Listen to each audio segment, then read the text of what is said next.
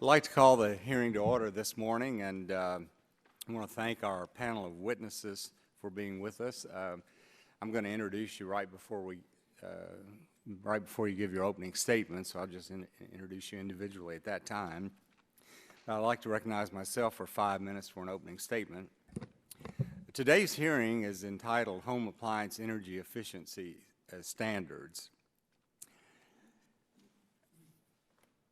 Since 1987, we've had energy efficiency standards for certain appliances.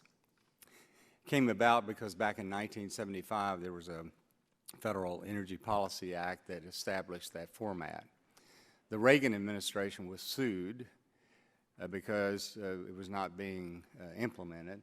And as a result of that lawsuit, we've now found ourselves in about the fifth or sixth gyration of these energy efficiency standards, which apply to almost anything that plugs into the wall in your home, whether it's an air conditioner, refrigerator, washer, dryer, furnace, oven, dishwasher, water heater, lighting, whatever it might be. And the argument was initially that you would save energy bills over time because of the efficiency. You'd use less electricity, and the small amount of additional cost, you would end up saving money. Now, some people today are questioning that because as I said, we're about the fifth, sixth, or seventh round of these efficiency standards, and some people say that you reach a point of diminishing returns. And some people say that the additional cost now is at such a rate that you really don't have any savings over the long term because the energy efficiencies are simply not that great. Now, other people say that's not the case. And of course, additionally now, everybody's talking about global warming. And so there's additional emphasis being placed on this because of that.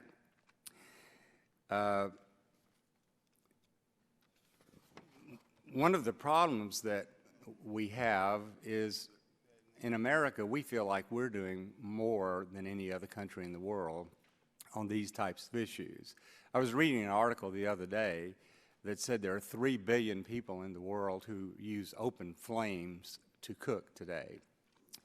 And in the developing world, by 2040, they expect that 65% of energy consumption will come from the developing world. We also hear a lot today about people being concerned about the cost of living. And we know that in California and New York, they're trying to raise the minimum wage, and many people are urging that we raise the minimum wage. Some people agree with that, and some people don't. But it's interesting that those strong advocates for raising the minimum wage, they don't want to consider the additional cost caused by regulations.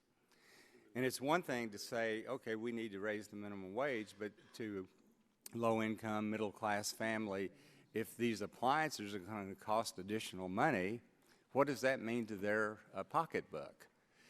And then we're even hearing now from some of the appliance makers that some of these new appliances really don't work as well as the old ones. And so it's a situation where I think no one really expected that the Department of Energy and this administration would be as aggressive as they have been on so many different fronts. Now, the good news was that in 1975, when they were considering these efficiency standards, they were supposed to consider that the technology was really feasible and that there was an economic justification for it. But today, that's beginning to be blurred, and we know certainly at EPA, when they certainly don't consider whether it's technologically feasible or economically justified.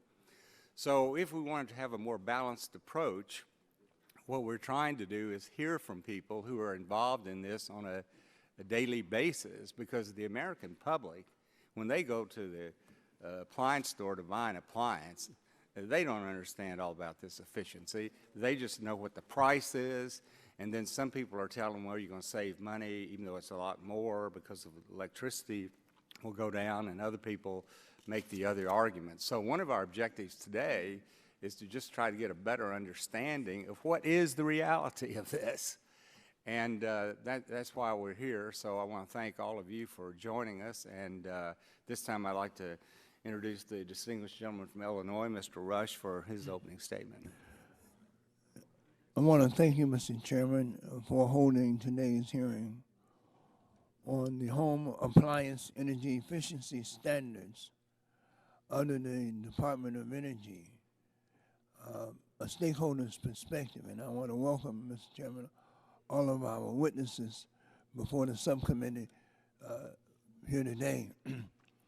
Mr. Chairman, since there are DOE standards that we're addressing here today, I think that it would definitely benefit the members of the subcommittee to also hear from the agency directly.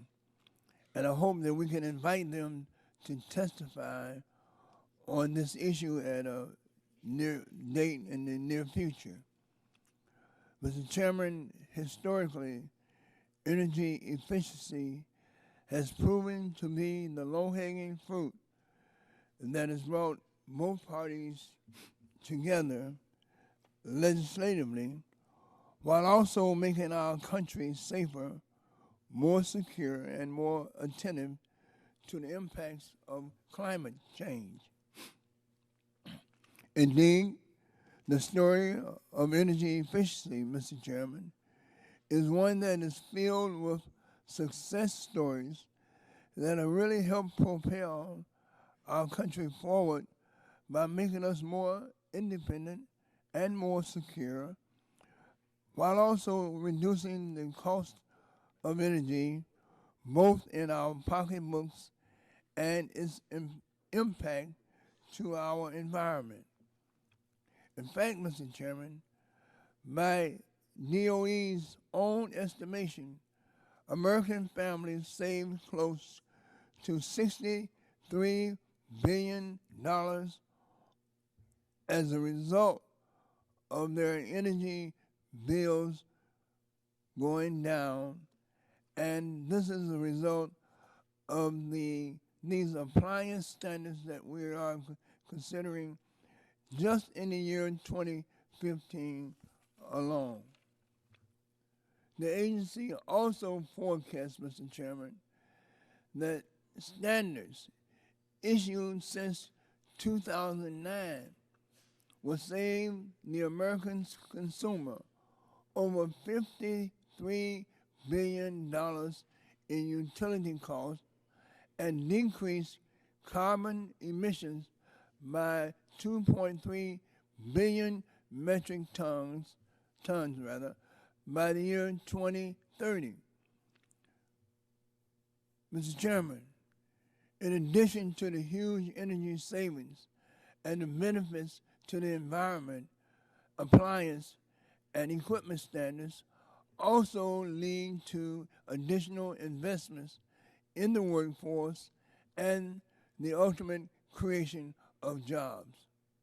A 2011 report by the American Council for an Energy Efficient Economy entitled, and I quote, "Appliance and Equipment Efficiency Standards, a Money Maker and a Job Creator," end of quote, found that the efficiency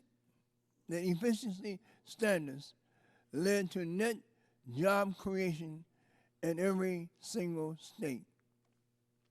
The study also found that by 2020, appliance and equipment standards will contribute up to 387,000 annual jobs to the U.S. economy. Mr. Chairman, while almost every effort by DOE to establish or revise energy efficiency standards has been met with some type of opposition, traditionally this issue has been pursued in what I would commend both sides of this subcommittee on.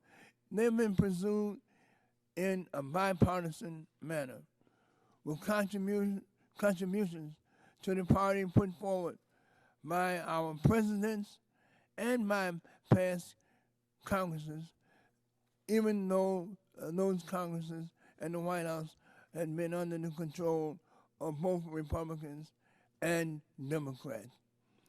It is my hope, Mr. Chairman, that following today's hearing, we will ultimately get back to that type of collaboration and that type of cooperation on this issue. Mr. Chairman, it is critically important that the federal government maintains its leadership role of promoting, encouraging, and enticing interested stakeholders to continue with the progress that has already been made in efficiency technologies, so that we can continue to keep moving the nation's energy policy forward. Mr. Chairman, I want to end by saying I look forward to today's hearing. I look forward to our expert witnesses on the successes and the challenges that are facing this nation as it relates to energy efficiency appliance. And with that, I yield back. The gentleman yields back. This time I recognize the gentleman from Illinois, Mr. Shimkus, for 5 minutes. Thank you, Mr. Chairman, and welcome. It's important to hear from stakeholders because the stories that we weave here may not always really reflect the real world, and we're hoping that you will give us what's going on the ground. And so I'm going to weave a little story to put this on perspective too. Congressman Boston and I met with a small manufacturer about 2 months ago, and they're subject to a DOE enforcement case. And of course, because of the enforcement case, they've been told to stop selling a piece of equipment. This company spent several months trying to find out why a third party lab that tested the product, why they met the standard, and why when DOE got their hands on it, they didn't meet the standard. So DOE tested the product 7 months later, and not only, and I'll read the story of why DOE came to a different conclusion, but it is also under a new regulation than when the product was originally produced. So here's this Freudian catch-22 world in which you all have to try to live in, to try to catch up after a product has been manufactured to a new regulation and then face the heavy hand of the federal government. So the company was not aware of Section 2.11 because it was not included in the proposed rulemaking. It was 2 lines in a large rule previously represented as not materially altering efficiency measures. This piece of equipment did not pass the automatic test, but it did pass the manual test. So this is a piece of equipment that you operate manually, or you can hook up a thermostat and it'll operate automatically. It did meet the standards for the manual test. It didn't meet the test for the automatic. DOE would never tell them why they failed the test until months later. Even when they asked for transparency, show us your work, tell us what you're doing. So this is a crazy world in which we live in. The federal government's there to help, not punish. Federal government's there to, if they want to have efficiency and they want to encourage movement forward, they should be incenting. They should not. So this small company, has a proposed $241,000 penalty because DOE is now saying that they knowingly kind of jimmied the efficiency standards where the equipment met the manual standard, didn't meet the automatic standard. Of course, when you fall into this regime, you can't sell your product. It's banned from being sold until this conflict gets resolved. Small companies just can't survive this type of work. It would be best, as we hear, I'm sure, similar stories about the struggles of maintaining it. Businesses' goal is they have to raise capital, assume risk, hoping to get a return. And while they're doing that, they create jobs. If the government, we just want the government to be fair players in this system.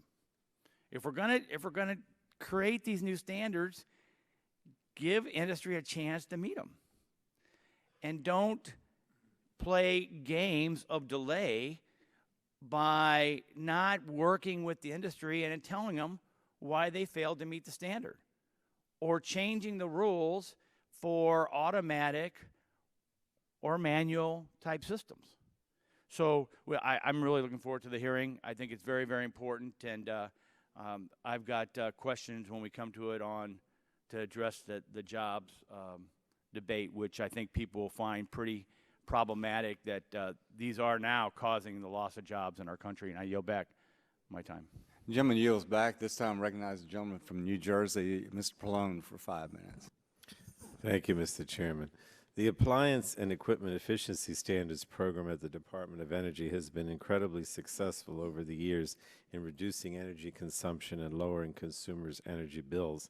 The program has also been beneficial to manufacturers, making energy-saving products more ubiquitous and leaving the playing field, leveling, I should say, the playing field nationally. In fact, efficiency standards for consumer appliances and other products likely constitute the single most effective federal effort to reduce energy consumption in the United States. According to the Energy Department, Americans saved $63 billion on their utility bills last year because of these standards. And this has also resulted in avoiding 2.6 billion tons of carbon dioxide emissions, which would equal the annual level of emissions from roughly 543 million vehicles. These figures are staggering and highlight the dual benefits of this important program. Consumers save money, and our environment is spared billions of tons of pollution every year. And all of this began with enactment of the Energy Policy and Conservation Act, EPCA, which was signed into law by Republican President Gerald Ford. I highlight Republican. This apparently started a trend because, with the exception of an amendment to the statute directing DOE to establish efficiency standards for consumer products under the Carter administration, every major expansion of the Appliance Efficiency Standards program has been signed into law by a Republican president. So while some of our witnesses and my colleagues on the other side of the aisle may lament the long list of appliance standards proposed by the Obama administration, they should remember that, depending on your point of view, much of the credit or blame for the Obama standards can be traced back to two laws signed by President George W. Bush, the Energy Policy Act of 2005 and the Energy Independence and Security Act of 2007. And while the 2007 Act was passed by a Democratic Congress, the Energy Policy Act of 2005 was born out of a fully Republican Congress and authored by the former Republican chairman of this committee. I don't know why I have to keep saying fully Republican Congress. That's obviously not what I like, but the fact of the matter is that most of this legislation was done by Republican Congress and presidents. And this underscores an important fact. For the past 40 years, energy efficiency has been a bipartisan issue where Republicans and Democrats have come together to reduce energy consumption and save consumers money. Times have changed, obviously. Certainly there are a few Republicans who still understand the importance of energy efficiency. Mr. McKinley has worked with Mr. Welch to demonstrate that bipartisanship in this area is still alive to some degree. Yet, regrettably, that seems to be the only Republican support for major efficiency legislation in this Congress. Consider the recent House vote to go to conference on an energy package that would actually increase consumption by rolling back efficiency. Again, how times have changed. Could the efficiency standard setting process use improvement? Of course it could, because there's always room for improvement. Despite a revisionist view that disputes over efficiency standards are a new development, the fact is that the standard setting process has always yielded some controversy from one industry participant or another. But these controversies were generally worked out, and the results were better products, more efficiency, and often useful changes to the standard setting process. My concern is that improvements simply may not be possible in this current Congress. Last year, when we were working to forge a bipartisan compromise on furnace standards, the less than forthright positions taken by certain stakeholders made me question the sincerity of the so-called reform efforts. Perhaps it's just a matter of perspective. What some stakeholders view as minor tweaks look an awful lot to me like a thorough gutting of the standards program. So ultimately, I believe a serious, successful energy policy for our nation must address demand, not just supply. Improving the use of the resources we have to get more from less is common sense, and that's why efficiency has traditionally been a concept that brought parties together. And Mr. Chairman, I just hope that one day we'll see that again. It doesn't seem like today is the day. So thank you. I yield back. Gentleman yields back, and that concludes the opening statements on our side. So at this time, our first witness will be Ms. Sophie Miller, who is a senior policy analyst at the George Washington University Regulatory Studies Center. So Ms. Miller, thanks for being with us, and you'll be given 5 minutes, and just make sure the microphone is on and it's up close to you so we can hear every single word that you say. And you're recognized for 5 minutes. Well, thank you very much, Chairman Whitfield, Ranking Member Rush, and members of the subcommittee for inviting me to share my expertise today. I appreciate the subcommittee's interest in the Department of Energy's Energy Conservation Program, as well as opportunities for Congress to improve it. I am the Senior Policy Analyst at the George Washington University Regulatory Studies Center, where I analyze the effects of regulation on public welfare, including the effects of DOE's energy efficiency standards on consumers specifically. Through my research, I've identified ways in which these standards can harm consumers rather than benefiting them by limiting the products available and removing from the market appliances that might best suit their needs. DOE's energy efficiency standards regulate appliances used in most households, such as dishwashers, air conditioners, and refrigerators, and as a result, they affect almost all U.S. consumers. These standards increase the prices of common appliances in exchange for reducing consumers' energy and water bills in the future. While DOE does estimate that consumers receive large net benefits from this trade-off, it does not take into account the diversity of Americans or that U.S. households have very different needs and preferences when it comes to household appliances. As a result, one-size-fits-all energy efficiency standards can deprive consumers of the ability to make purchases that best suit their circumstances and constraints. And in such cases, these regulations are a cost to consumers rather than a benefit. For example, efficient dishwashers or clothes dryers save consumers more money in the long term the more frequently they are used, and tend not to benefit households with lower frequency of use, which includes couples or single residents such as the elderly. In proposing energy efficiency standards for clothes washers, DOE calculated large benefits by estimating that a household operates its clothes washer 392 times per year, or more than once a day on average. And while this might be realistic for large families or households with small children, it does not represent every household. In fact, even after accounting for their lower energy bills, the standards ended up costing the nearly 70% of American households that used clothes washers less frequently than 6 times per week. And to illustrate from personal experience, a very efficient dishwasher made sense for my mother, who has 9 children and used to run the dishwasher as much as 4 times per day, if you can imagine that. But my current household of 2, we run the dishwasher twice a week, and in our case, it's not likely that a more efficient and more expensive appliance is going to be worth the investment. In addition, efficiency standards are particularly costly for low-income households. Whether wealthier Americans can afford to wait years or even decades to recoup the higher costs of an efficient appliance, while poor Americans with less certain streams of income have higher opportunity costs.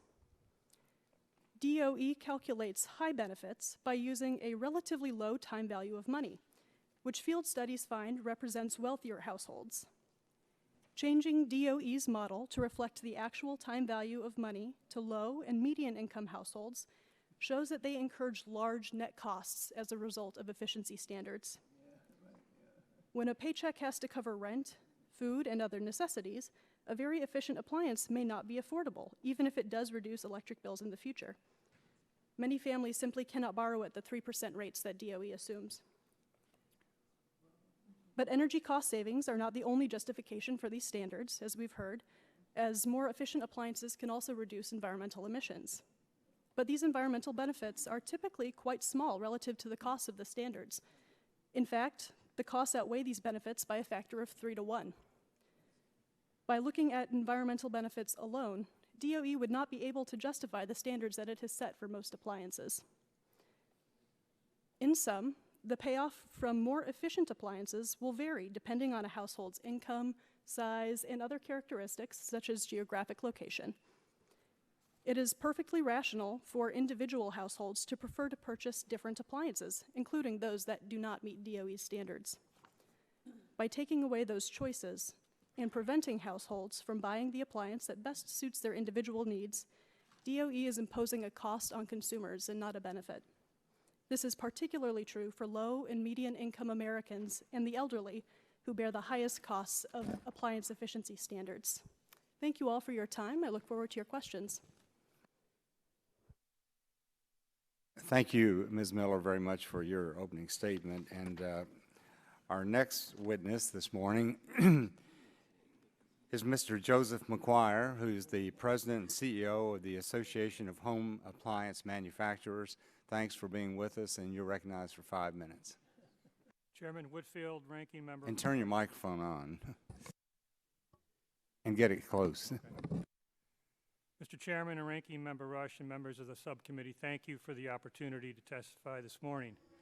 AHAM's membership includes more than 150 companies throughout the world and employs tens of thousands of people in the United States. Our members produce more than 95% of the household appliances shipped for sale in this country. I don't think there's any disagreement at this table that the appliance standards and Energy Star programs have been successful. Energy efficiency gains across core major appliance categories are dramatic and undeniable. For example, the most commonly purchased modern refrigerator uses the same amount of electricity as a 50-watt light bulb. A new clothes washer uses 73% less energy than it did in 1990 and half the water. I also want to make very clear that our industry has been a strong supporter of these programs and has been involved in numerous rulemakings and legislative solutions to strengthen and improve the programs. In 1987, I personally led the 200-plus organizations that initiated and supported the National Appliance Energy Conservation Act. We strongly support a system of federal standards and state preemption, and we do not propose a rollback of any standards. But while these programs are both successful, they are both in need of modernization to recognize the success achieved and to establish a framework for policies and programs focused on meaningful additional efficiency gains. Yes, there should still be federal standards that guarantee energy savings nationwide, but absent technological breakthroughs, a process geared towards continually ratcheting up efficiency standards, particularly for products that have already been subject to multiple revisions, does not make sense for the environment, the consumer, or the economy. But this will not happen under the current standards construct. Reform legislation is needed. H.R. 8 is a practical step along that path, offering modest, sensible changes to EPCA that will essentially require DOE to follow the regulatory procedures it had agreed to with the very organizations that advocated for EPCA reform in 1987. But more is needed. Today, AHAM is calling on Congress to take further steps to modernize our national energy efficiency law by ending mandatory serial rulemaking and permitting amended standards only when justified by quantifiable metrics, including a list of covered products for which no further rulemaking is needed, absent technological game changers. Requiring DOE to meaningfully consider cumulative regulatory burden on product manufacturers. Mandating procedures regarding transparency and public engagement. No more black box analyses. Applying the Administrative Procedure Act to the Energy Star program. There have been more than 30 standards and amendments that apply to the AM products under the program, and there have also been numerous test procedure revisions accompanying these standards. The reality is, though, that for many product categories, the relentless march of sequential rulemakings is not justified. That is because opportunities for additional energy savings beyond those already achieved are severely diminished as products are nearing maximum efficiency under technology. Further standards are likely to increase costs to consumers and manufacturers beyond an acceptable level, and for some products, reduced energy use will likely result in degraded performance and functionality. We saw this in the flawed proposed dishwasher rule last year, whose consumer payback period exceeded the product's life and resulted in products that could not clean dishes. DOE, to its credit, retracted the proposal, but it shouldn't take a national uproar for this to happen. The rule never should have been proposed. As for Energy Star, the program has drifted from its original mission of energy efficiency into other areas beyond its expertise and authority. This drift must be considered in concert with the reality that the success of the program has essentially made it mandatory in the marketplace. Congress needs to bring this program under the much more traditional procedures and specific criteria of the Administrative Procedures Act, which applies to virtually every other program EPA administers. It is also important that Congress make clear that Energy Star is about energy efficiency only, not about EPA's ideas regarding quality, functionality, sustainability, other non-energy factors. Our ultimate objective is to improve the U.S. regulatory environment in measurable ways that foster a fairer, more predictable, more open, and more efficient regulatory landscape. As an industry, we will continue to live up to our responsibility to provide consumers with life-enhancing products that deliver superior performance in energy and environmental benefits. Our industry is very competitive, which drives not only innovation, but also reduced product costs through hundreds of millions of dollars in productivity improvements. That is why home appliance prices don't keep up with the CPI, not because of appliance standards. Productivity investments hide the fact that changing product design and materials to meet energy standards adds costs. Implying that the huge efforts in time and capital investments to achieve productivity somehow make energy efficiency free is a great misunderstanding. Mr. Chairman and members of the subcommittee, in summary, we call on Congress to modernize EPCA so that it addresses current circumstances by recognizing the diminishing energy savings opportunities for many products, evaluating cumulative regulatory burden and the actual impact of past rules, and improving transparency and stakeholder engagement. Thank you for the opportunity to testify. I'll be happy to answer any questions. Thank you, Mr. McGuire. And our next witness is Ms. Elizabeth Knoll, who is the Legislative Director for Energy and Transportation at the Natural Resources Defense Council. Ms. Knoll, thanks for being with us, and you're recognized for 5 minutes. Good morning.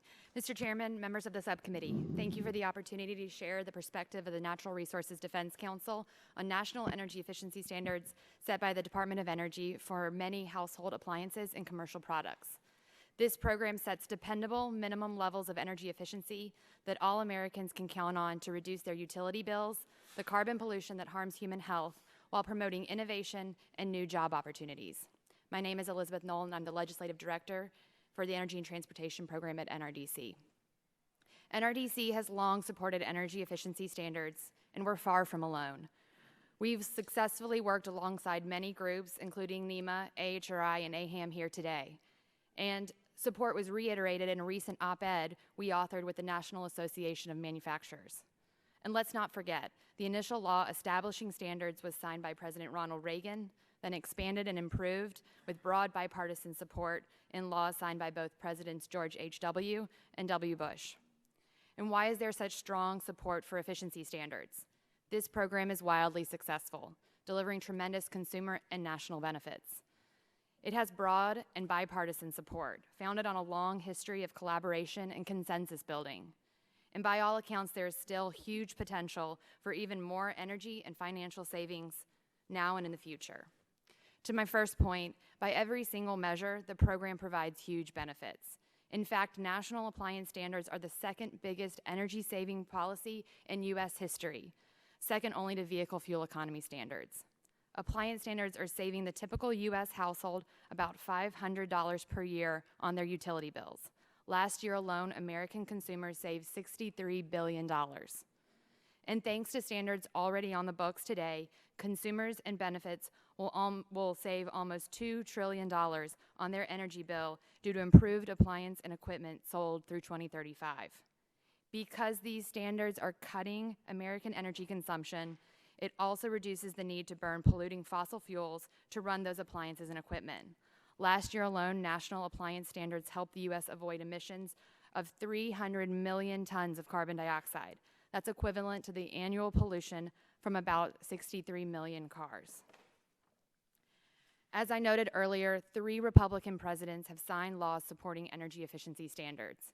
And for the first time since the early 90s, the Department of Energy is up to date with its legal deadlines that Congress enacted. In the spirit of consensus building and collaboration, the agency has done more than ever to open up avenues to increase stakeholder participation and collaboration. Of the 42 standards finalized since 2009, almost a quarter stemmed from consensus agreements negotiated with industry support. And those that aren't negotiated go through a normal rulemaking process, which includes multiple opportunities for input from industry.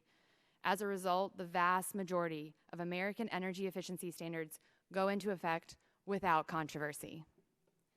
As noted in other testimony today, manufacturers much prefer a single national standard over a state-by-state patchwork of requirements. Consumer groups, state governments, business groups, utilities, all have engaged constructively and support the program. One might ask, are there more energy, consumer, and environmental savings to be achieved? Emphatically, yes. One example involves the biggest energy and pollution saver from a single standard in the agency's history, which was completed in January for commercial rooftop air conditioners, heat pumps, and warm air furnaces. And it represents the 3rd revision to this standard. This standard is expected to save 15 quadrillion BTUs of energy over a 30-year period, which is nearly equivalent to the amount of energy and all of the coal burned to generate electricity in the United States in 1 year. A forthcoming report by the Appliance Standards Awareness Project and the American Council for an Energy Efficiency Economy finds that the savings potential for federal standards that will be eligible for update within the next 8 years exceeds what has been accomplished over the last 8. And innovation by our leading manufacturers is likely to open up new opportunities for savings that we cannot even contemplate today. Without standards, cost-effective energy efficiency opportunities will be lost, leading to unnecessarily high energy bills, increased energy consumption, more harmful pollution, and uncertainty for manufacturers. There's no doubt that this program works and will continue to deliver huge consumer and environmental value now and into the future. Thank you for the opportunity to share my views, and I look forward to your questions. Thank you, Ms. Knoll, for your statement. At this time, I'd like to introduce Mr. Kevin Cosgriff, who is the President and CEO of the National Electrical Manufacturers Association, and thanks for being with us, and you're recognized for 5 minutes. Thank you, Mr. Chairman, Ranking Member Rush, and members of the subcommittee for having us today. I'm the President and CEO of the National Electrical Manufacturers Association, some nearly 400 members that provide virtually everything in the electrical world. I appreciate this opportunity to talk about EPCA with the subcommittee. We have a central position in this dialogue, given that 20 of the 63 covered products are made by NEMA members, and an additional 30 covered products contain components made by NEMA members. I have 3 main points that I'd like to make today. First, as has been stated, there are diminishing energy savings returns to multiple rulemakings on the same product. That's not saying that we don't believe in energy savings. We're just saying there's diminishing returns on multiple rulemakings that ought to be considered. Future energy efficiency opportunities should include looking at energy use systems, not simply components or individual products. And lastly, serial regulation does over time limit consumer choice. First, on diminishing returns, EPCA was written 40 years ago, and many of the covered products have since achieved then unimagined levels of efficiency. Several products have been through 2 or more different rulemakings. And the EPCA statute requires the DOE to determine whether higher standards are warranted on every single covered product at least every 6 years. This applies even to products that have already reached a stage of regulatory maturity, as it were.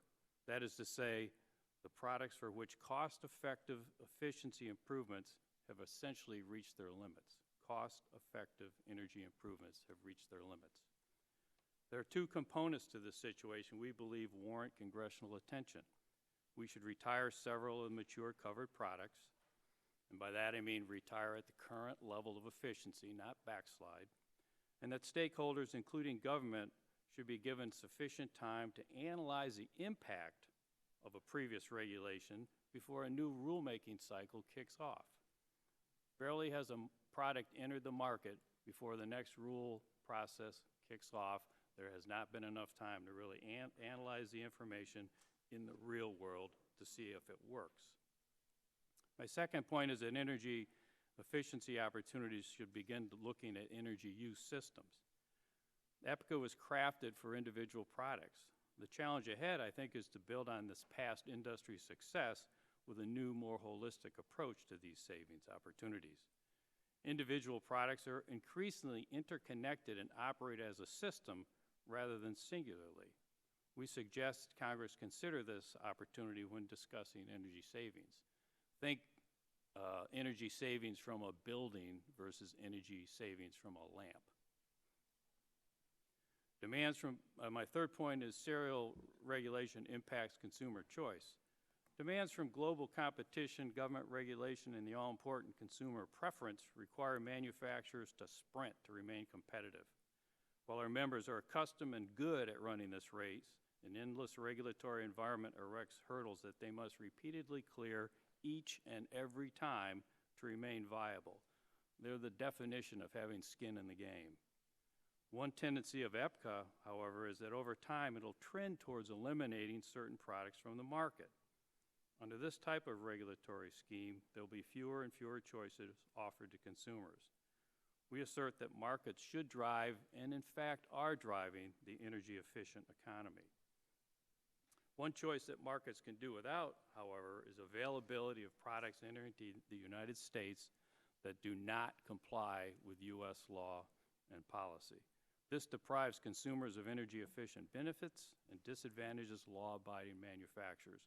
This is an area where the federal government especially could be helpful with policing up these imports.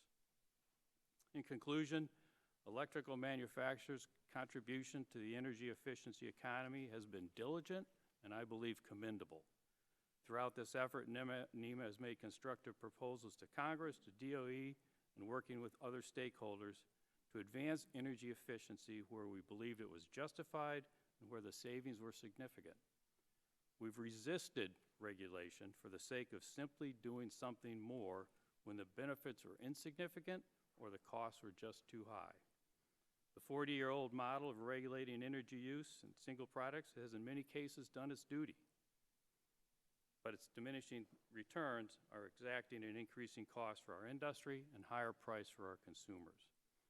A legislative overhaul that builds on the success of the last 40 years, but allows us to all keep the energy efficiency economy moving forward is what we wish to support. We urge Congress to seize this unique opportunity. Thank you. I look forward to your questions.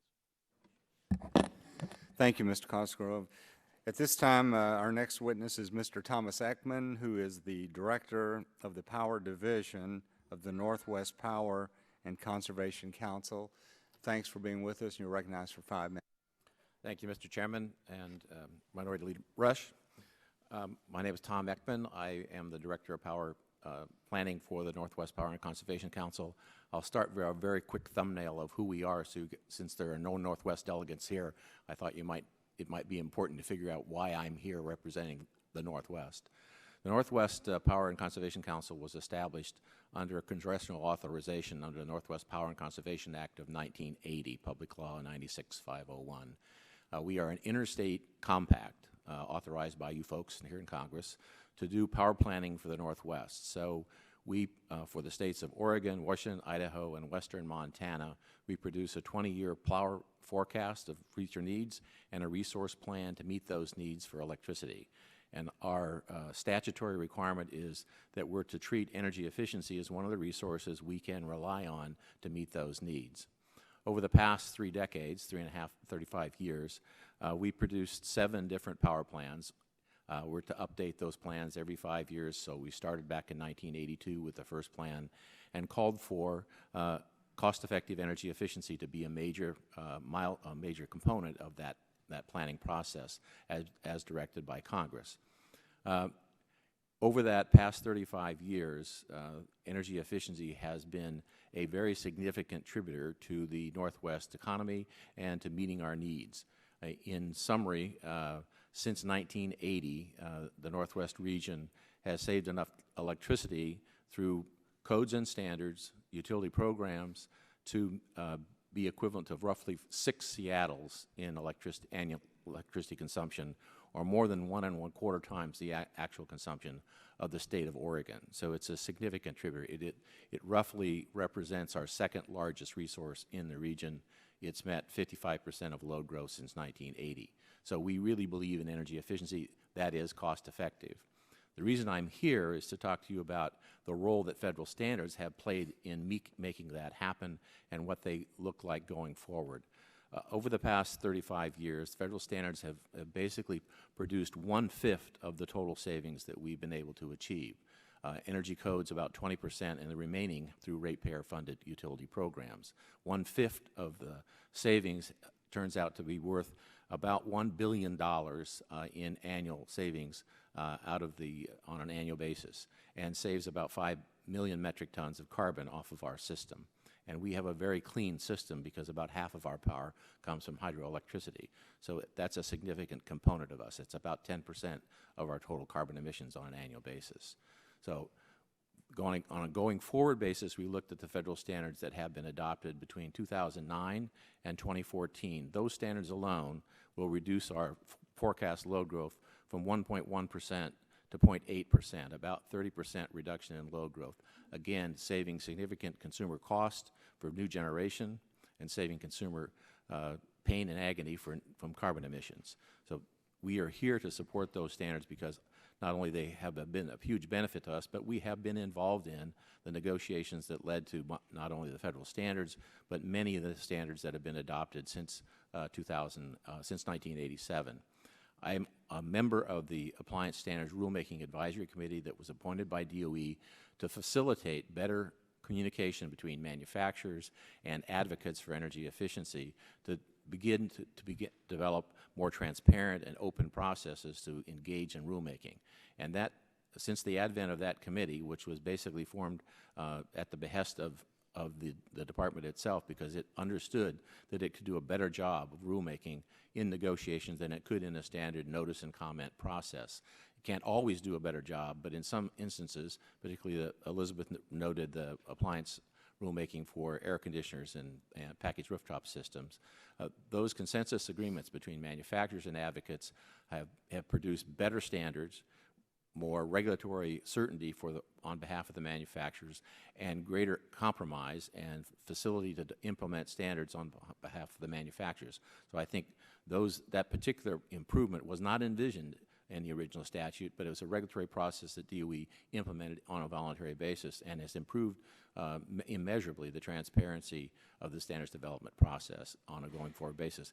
And I think that we can talk more about that in the time that you have questions for me. I'll stop there. Thank you.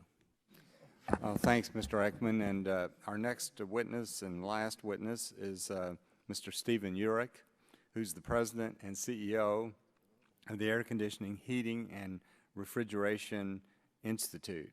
So thanks for being with us, and you're recognized for 5 minutes. Thank you, Chairman Whitfield, Ranking Member Rush, and members of the subcommittee for inviting me to testify on this important topic. I'm Steve Urich, and I'm the President and CEO of the Air Conditioning, Heating, and Refrigeration Institute. AHRI has 315 member companies that manufacture more than 90% of the residential, commercial, and industrial air conditioning, space heating, water heating, and commercial refrigeration equipment installed in North America.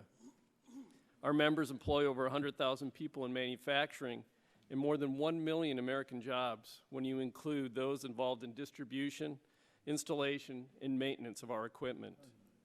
I want to make it clear that our industry has a long record of leadership when it comes to innovation, energy efficiency, and environmental stewardship. In fact, the equipment our members produce is 50% more efficient than it was just 20 years ago. But even as we innovate and develop the next generation of highly efficient equipment, we always have in mind the needs of our customers, who are, after all, the people who buy and use our equipment. We have three main concerns with the current statute that I'd like to discuss today. First, the authority Congress set forth for setting efficiency standards, the Energy Policy Conservation Act, is 40 years old and has not been updated to reflect new technologies and economic realities. Two, in addition to the impact on our industries, consumers are paying a heavy price, both in real monetary costs and in comfort and safety. When new equipment costs more than consumers can afford, they find alternatives, some of which compromise their comfort and safety while saving less energy, and in some cases, actually using more energy. Finally, American jobs are being lost in part because of the promulgation of ever more stringent efficiency regulations. And the worst thing is, DOE admits that these regulations cost jobs. While the Clinton administration issued 6 major efficiency rules during his 8 years in office, the current administration issued 8 major efficiency rules in 2014 alone. There are real consequences from this rush to regulate. Yes, complying with these rules costs my member companies millions and millions of dollars. But what is far more important, it should be far more worry to Congress, is that American jobs are being lost, and consumers who are already feeling financially squeezed are being forced to pay more for products they rely on in their everyday lives, from comfort cooling and heating to refrigeration to hot water. EPCA requires that all efficiency standards meet the twin tests of technically feasible and economically justified. And yet, DOE has issued rules that use unrealistic assumptions in its analyses to justify higher efficiency levels. I'll give you a couple examples. For commercial boilers, DOE estimates the new standard would save just 0.8% more energy than the existing standard, but would cost manufacturers up to $24 million to comply.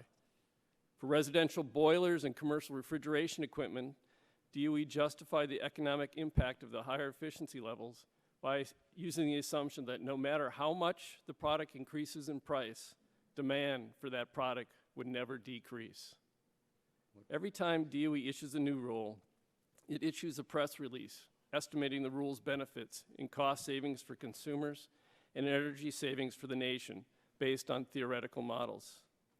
DOE has never looked back to see what the energy savings actually were, or if consumers actually ever benefited from spending more money.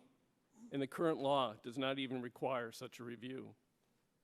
Finally, DOE projects future job losses in several of its rulemakings for our products. For example, in 2 separate rulemakings for different types of commercial air conditioning units, DOE noted small business manufacturers would need to redesign their entire product offering or leave the market.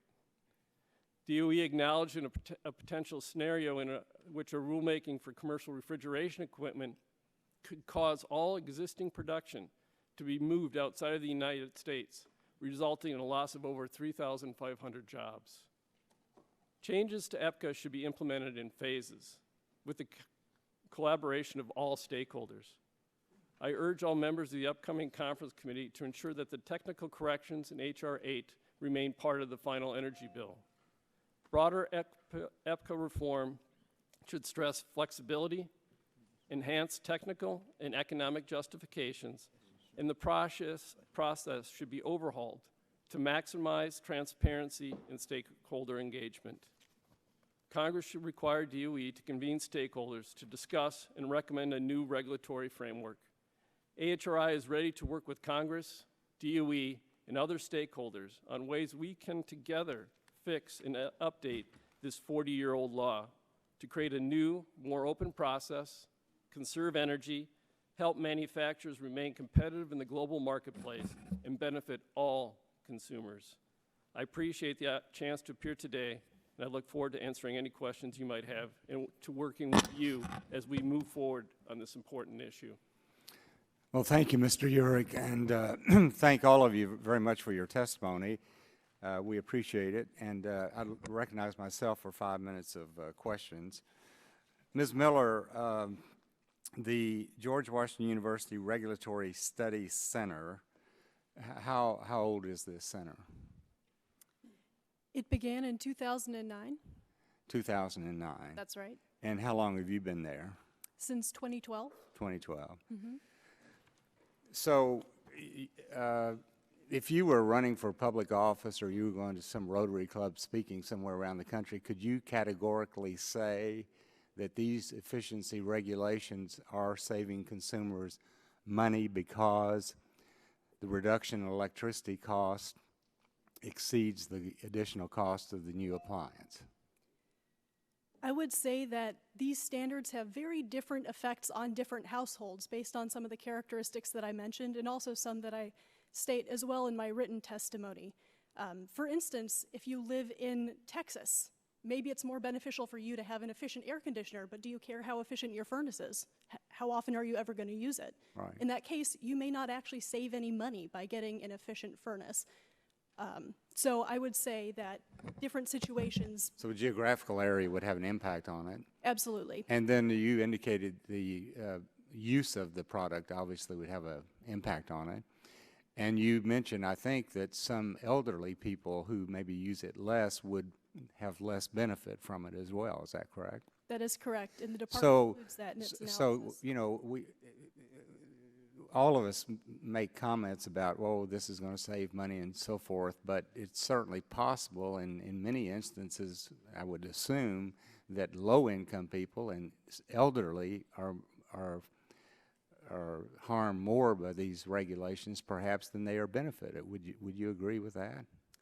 That seems to be the case, and the department also does acknowledge that there are negative impacts on those groups in its own analyses. So that's. Okay.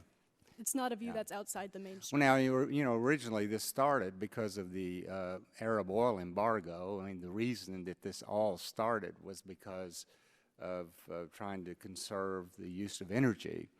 And certainly that has changed today because we have an abundance of energy in America, but today it's become more of a climate change issue. That's what people talk about. Well, we've got to stop it. We've got to be more efficient, less CO2, and so forth. Now, Mr. McGuire, you and Mr. Cosgriff and Mr. Urick all touched on this, the need for reform. You all made some pretty strong statements.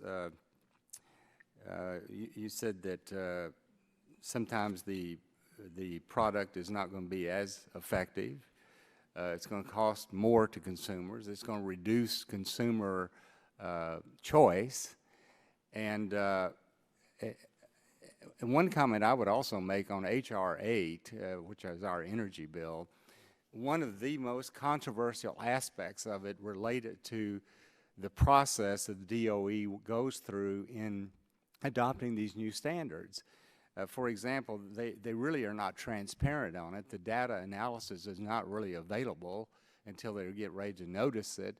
And so all we were saying in this one provision, which was like we were turning the world upside down, was we want DOE to sit down with the manufacturers, the people who make these goods, and have a more open and transparent discussion with them. I mean, you would agree with that, right? We would agree with that, Mr. Chairman, and actually that process that you're describing used to be used by the Department of Energy, where manufacturers would have an opportunity to test a product under a new standard or to even employ a new test procedure before you could determine whether a standard was appropriate. But what we've seen in the last several years is because so many rulemakings are going on at the same time, that DOE has not been able to go through this very thorough process of let's do a test procedure and make sure that works. The test can be repeatable and reproducible before we set a standard so that companies can see if you can test a product. Manufacturers spend an enormous amount of resources on compliance to these standards. The testing is very complicated. Right. These products are more sophisticated than they used to be, so you want to get that right. You don't want to mess that up. And what's happened is the process has become conflated, and it's very difficult to understand what's happening sometimes. And Mr. Cosgrove, do you agree with that, basically? I would agree with that.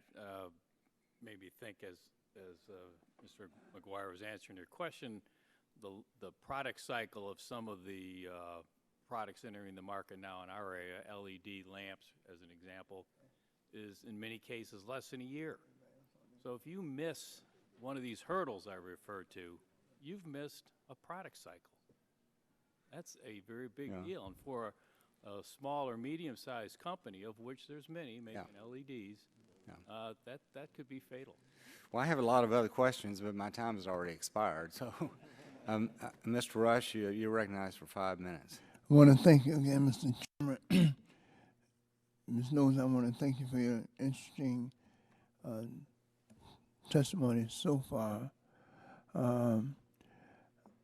There's a question that I have, and there is an argument that while the efficiency standards have been very valuable in reducing energy costs and consumption, many of these standards have already reached their maximum efficacy, and we cannot squeeze any more juice from the grapes, in a certain manner of speaking.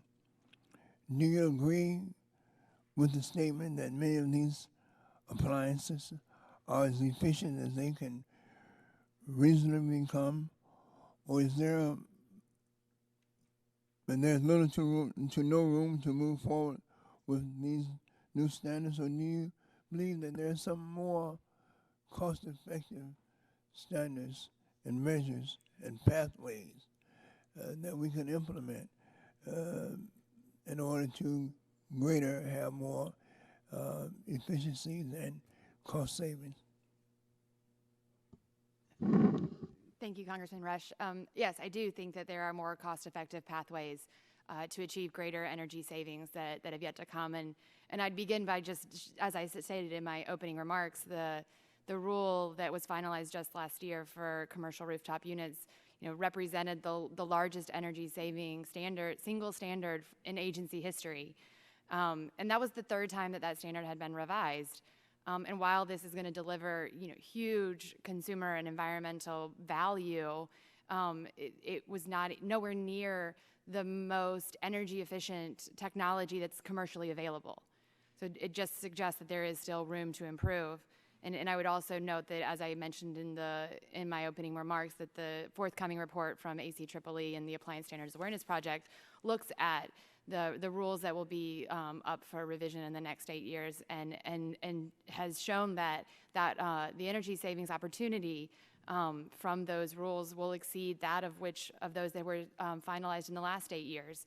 Again, just further suggesting that, and some of those standards will be ones that will be products that have already had standards and have gone through revisions in the past. And I did finally just say that standards increase innovation, and that innovation, that technological innovation creates new product features, new design opportunities. Our refrigerators today have more features than ever before. And that also could unlock opportunities for increased energy savings. And that could form the baseline for future revisions to standards in the future. Yes, ma'am. I want to shift my focus. My office has had many conversations regarding energy efficiency standards for appliances and their impacts on low-income families. One of the arguments that we hear quite often is that the cost of complying with new energy efficiency standards will have a disproportionate impact on low-income consumers. How do you respond to this charge? And secondly, are there any benefits to low-income households if industry is forced to comply with the most current energy efficiency appliance standards? Thank you. I guess I'd begin by saying I know that the impacts on low-income customers is a priority of yours, as it is for NRDC. And and minimum efficiency standards set a dependable level of energy efficiency that every American can count on. Our analysis suggests that appliance standards will save the average American household, including low-income households, $500 a year compared to before standards were set. So that is significant. And I agree that low-income households pay a disproportionately higher portion of their income goes to energy costs. And a recent report by NRDC and ACEEE shows that energy efficiency is a key strategy for addressing and reducing that energy burden that those low-income households face. So I'd say that is why groups like the National Consumers Law Center and Texas Rose and other consumer advocacy groups engage and are highly active in the standard setting process because of the important benefits that it serves for the low-income populations that they support. Thank you, Mr. Chairman. I yield back. Gentleman yields back. This time recognize the gentleman from Illinois, Mr. Shimkus. Thank you, Mr. Chairman. This is actually a very good panel. There really is more that unites us than divides us on this whole debate, and I think that's true across the board. And first of all, from Mr. Guire, Mr. Cosgriff, and Mr. Urick, you're saying that there is reform. There's a need for some reform, but you're not claiming that there's a desire to jettison energy efficiency standards, are you? No, not at all. We're supporters of the program. Okay, I'm going to go quickly. So, Mr. Cosgrove? Absolutely not. And Mr. Urick? No. So this is an example where we really can work together to get some sensible changes to affect folks like the narrative that I provided earlier today. There is a trap that people do fall into from big federal agencies and the rolling out of regs, and as the fluorescent light bulb case, Mr. Cosgrove, that they get caught in a trap, and you don't want to miss a cycle of putting a product on the shelves, because for a small company that could be deadly. So, Ben and Ms. Snow, you did mention in the discussion with my colleague Mr. Rush that we should. The confusing thing is we're not talking from a baseline of families. What is a family? What is a cost? I think Ms. Miller mentioned it. Her cost at a two-family household is different than a family. I'm one of 7 kids, 9 in the family grew up. A lot different costs, a lot different projected savings. Don't you think that if we're going to have this debate that the Department of Energy ought to help us define what is a family, what is a savings, and to have part of that transparency? Ms. Snow? Thank you. I would say that the Department of Energy does take into account many perspectives. But don't you think they should help define this so we could have a better, accurate discussion of what these savings are and who they're saying? This amorphous savings is being disputed by economists based upon real data and real numbers. I say, as many of the colleagues that I work with, we strive to get better data on that. The question is, shouldn't the Department of Energy help us and the Department define their savings? The answer is they don't. Mr. Urick, following up on this question, don't you think they should do a better job? Department of Energy should help us define savings and costs? Yes, I think the process, the DOE is in a bind in some ways by the statutory language of this 40-year-old act and how they're required to do the analysis. They're in a bind by the time frame in which they need to do all these rules. They don't have the time anymore because of all the rules that they're involved in to do the deep analysis that they used to be able to do and confer with everybody. And they also have a court order saying that they need to meet these deadlines. Okay, let's go quickly to job losses. You highlighted in part of your written testimony. Talk about the job losses, and shouldn't the DOE talk about that there is a loss of jobs, especially as you get to this point of, as again my colleague Mr. Rush says, how much juice are you squeezing from the grape? And you identify that in your testimony. Yes, I think that's one of the economic analysis that needs to be done. And I think they forget the purpose of this act is not to go to the maximum tech and maximum efficiency. It's to slowly raise the bottom so that everybody can purchase that equipment and have those savings. There's other programs, such as Mr. McGuire mentioned, related to Energy Star, that are the pull to get those other higher efficient and get people to buy that equipment.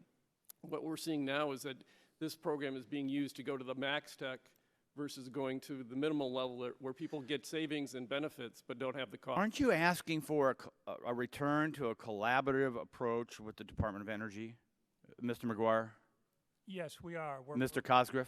More collaborative. Yeah. Mr. Yes. So I do have to applaud the DOE. We have actually been pressuring them years, and also the EPA, to say, tell us how this affects jobs. So in this most recent proposed rule, March 12th, 2015, this was what it says. Some large manufacturers have already begun moving production to lower cost countries. Short-term U.S. job loss. This is the Department of Energy saying that. And an amended standard that necessitates large increases in labor content or that requires large expenditures to retool facilities should cause other manufacturers to reevaluate production siting options. What that means is that if we squeeze too much, my colleague Mr. Wright, if we go too much, we lose jobs to overseas manufacturers, and that would be unfortunate. Thank you, and I yield back my time. Gentleman's time has expired. The chair recognizes the ranking member of the full committee, Mr. Malone from New Jersey, for 5 minutes. Thank you, Mr. Chairman. Ms. Knoll, from listening to some of the people sitting next to you on the panel and some of my colleagues on the other side, you'd think that the standards process has suddenly become far more contentious than it used to be. In my opening statement, I talked about the fact that the standard setting process has always yielded some controversy from one industry to another, and that's not to say that complaints or controversies weren't always important or even valid, but I just see some contention as an inevitable part of any meaningful standard setting process, no matter how well it functions. So while not every standard can be negotiated, my sense is that there has been more consensus than ever before, and that every industry trade represented here today has been involved in and likely benefited from that consensus. So my question is, do you agree with me that there actually seems to have been more consensus in the standards setting process over the past 8 years?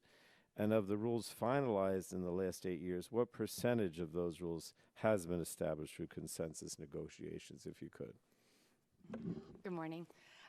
Yeah, it's interesting because I think about the number of rules and the number of negotiations that have taken place over the years, and there's so many to choose from. I mean, the last 2 revisions to home air conditioning standards went through a consensus process and landed in a negotiated consensus outcome. And that's fantastic for consumers and the value that's going to deliver to them and for the environment as well. So I think, from my perspective, I would say that, the controversy is the exception and not the rule. That we can demonstrate, I think, as I said in my opening remarks, of the 42 standards that have been finalized since 2009, almost a quarter of those stemmed from joint consensus negotiations. And that's not to say that every rule needs to or can come from a consensus or a negotiation. And those that didn't went through the normal rulemaking process. And with the exception of maybe a few standards, have been without controversy and supported by stakeholders through the process and input. So yeah, I would just encourage us not to characterize action as controversy at this point. All right. Now, I'm a strong supporter of energy efficiency programs, and again, I'm confused by some of the claims being made by members of today's panel. I find it difficult to believe that there are no more significant energy efficiency gains to consumer products unless you assume that we can't improve upon current technology or develop entirely new technologies that are more energy efficient. For example, TV went from tubes to liquid crystal displays to plasma to LED in a little over a decade. So are we truly done with refrigerators, dishwashers, air conditioners, furnaces, whatever? Our experience has been no. I mean, I think in the latest refrigerator standard revision, this was the 6th time, including the state standards, that standard had been revised. It represented about 20 to 30% improvement over the previous standard, and that's on par with other revisions, fully supported by manufacturers and stakeholders. And I think we've seen, that trajectory is held true, that refrigerators are now 75% more efficient. They have more product features, are 20% larger, and they cost half as much. I think the lighting revolution that we've seen take place is another example of, I don't think in 2000 we could have predicted the number of choices and the efficiency that we would get from LEDs today. So I think it's just a few examples of where this could be headed. Right. Several witnesses have referred to mandatory serial rulemakings, and my understanding of the law is that it mandates the review of a standard every 6 years. However, to my knowledge, the law doesn't require that the standard be updated every 6 years. So just to clarify, would you just answer yes or no to the following questions, okay? Does the law require a standard be reviewed every 6 years, yes or no? Once it's gone through its statutory requirements, then yes, it's required to be reviewed every 6 years. All right, does the law mandate that a standard be updated every 6 years, regardless of any other fact pattern? No. Does the DOE have to determine whether a rulemaking is likely to result in significant savings before requiring a standard be updated? Yes. And does DOE have to determine whether a rulemaking is likely to be technologically feasible and cost-effective before updating a standard? Yes. Okay. Thanks a lot. Thank you, Mr. Chairman. Gentleman's time's expired. The chair uses the privilege of the vice chairman to recognize himself for 5 minutes. And a hearty Texas welcome to Mrs. Miller, Mr. McGuire, Ms. Knoll, Mr. Cosgrove, Mr. Ekman, and Mr. Yerk. In the interest of time, I have one question about air conditioning. Southeast Texas, my home, exists in a climate we call 95-95. From early April to late September, it's 95 degrees Fahrenheit with 95% humidity. Until 1902, the only jobs in that region were picking cotton and guarding prisoners in big state prisons. That provided very, very slow, low growth. And then Willis Carrier invented the air conditioner in 1902. That single invention, combined with oil being discovered at Spindletop in 1901 in Beaumont, and the 51-mile Houston Ship Channel being built, has put Houston on track to be the nation's third largest city sometime this decade. Federal actions affecting air conditioning gets the attention of all Texans, especially if two federal agents are in conflict. We're seeing that situation right now with air conditioners. DOE is demanding higher efficiency standards for air conditioners, while EPA is banning certain refrigerants and foam blowing agents from being used in air conditioners. So my only question is for you, Mr. McGuire, and you, Mr. Yerk. Mr. Yerk first. Can companies comply with these conflicting standards? Can they comply with these? What are their challenges? First off, yes, they can comply with it, but how they comply with it is it costs a considerable amount of money in the conflict between the two statutes going into effect, in the needs to spend money on research and development. And then once the research and development is completed, they need to then retool their plants. And so yes, they can do it. It's going to cost, the big manufacturers that have the funds will have the ability to do it. There'll be several of the small manufacturers that don't have the funds available that will go out of business, either being acquired by the bigger ones or just leaving the area. The big guys thrive, the small guys go away. Mr. McGuire, your thoughts? Can they survive? Can they compete? Do you work with these conflicting regulations from different departments? The industry can comply, but the problem is it takes a certain amount of time to do that. And the EPA decisions, proposals on refrigerants is not being coordinated with DOE on the efficiency standards, where the vast majority of greenhouse gas emission avoidance benefits come from, the appliance standards, not changing the refrigerants. We have to deal with the fact that the safety standards in the U.S. do not allow the type of refrigerants we have to go to yet in the amounts necessary. That requires a safety risk assessment test that companies are doing. So it takes an amount of time, sequence, and investment for this to happen, and it would be prudent for the two agencies to talk about this and reach a decision that makes sense for the environment and for the people that are making these products. Follow-up question, sir. Do you believe the Obama administration is meeting their own goals set with their executive orders to minimize the cumulative impact of these regulations, burn these regulations? They said, let's make that lower. Does this achieve that, or is this in violation of that?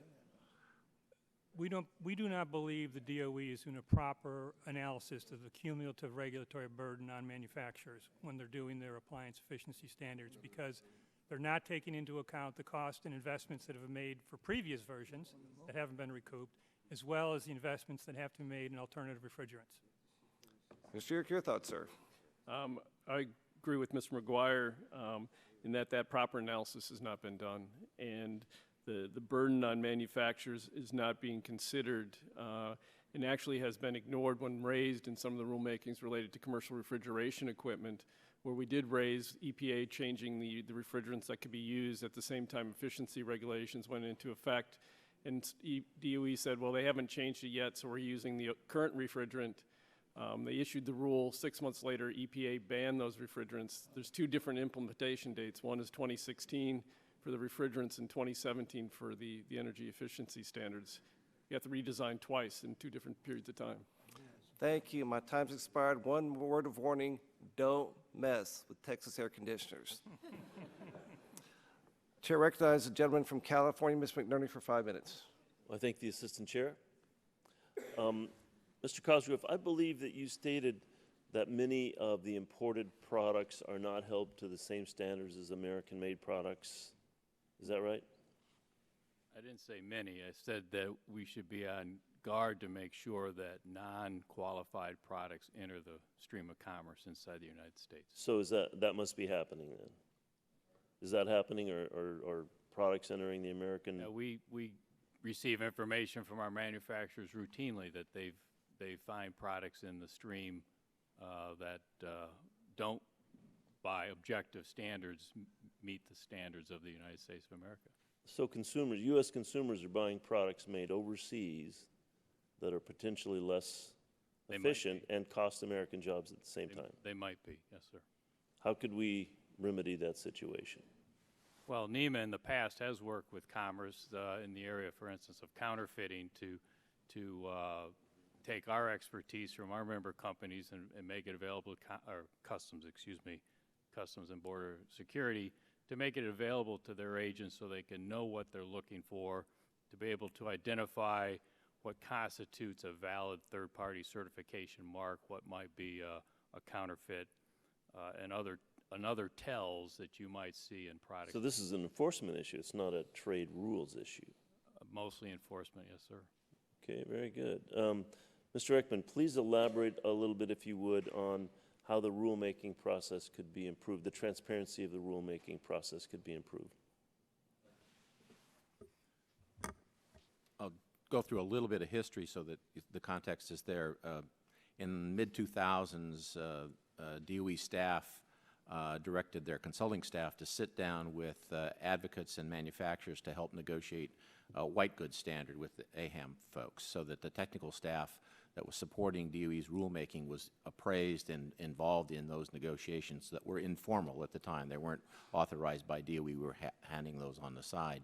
And that led to another process on electrical transformers where both DOE staff and their consultants got involved. And finally, DOE established under the Federal Administrative Procedures Act a negotiated rulemaking group called the ASRAC, or the Appliance Standards Rulemaking Advisory Committee, which now oversees a series of requests that might come in from parties that want to enter into negotiations, and through a regulatory process do a regulated negotiation as opposed to a rulemaking through a standard comment process.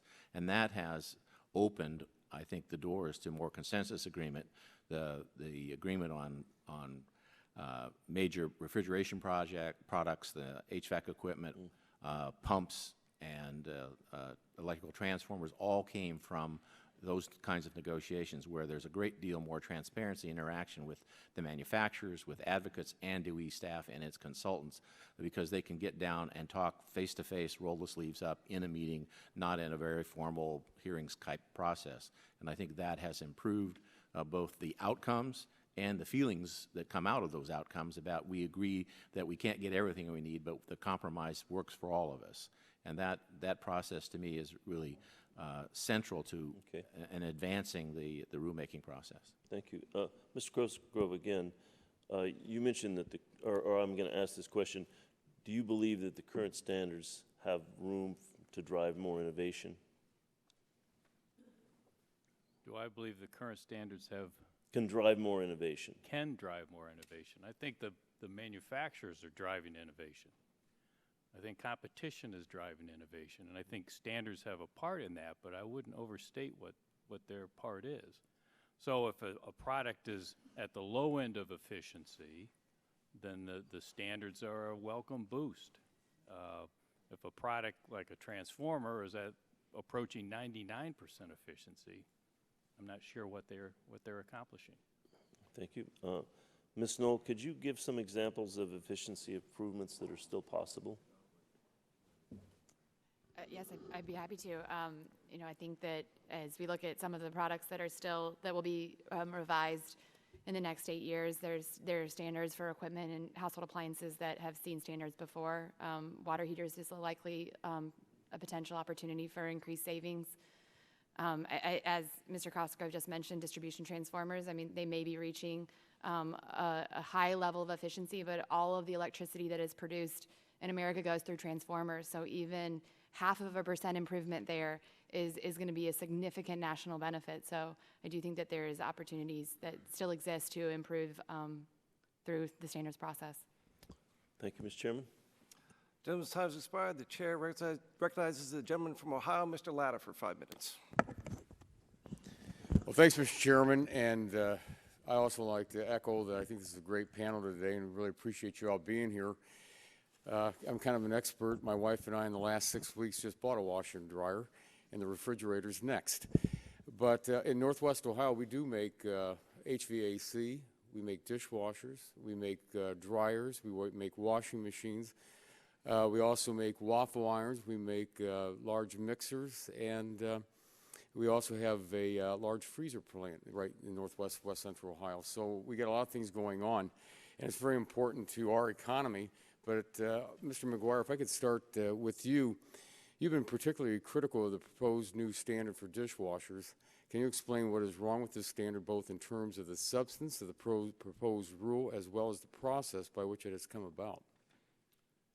Well, the proposed dishwasher standard from last year, first of all, it required a 20-year payback to the consumer for a product whose useful life is 13 years. It reduced the amount of water that a dishwasher uses in a cycle from 5 gallons to 3. And the proposed rule did not go through any type of performance or consumer testing before it was issued. We did not get a chance to do that. We normally do in these rulemakings. So let me interrupt. Now, why didn't you get to be part of that?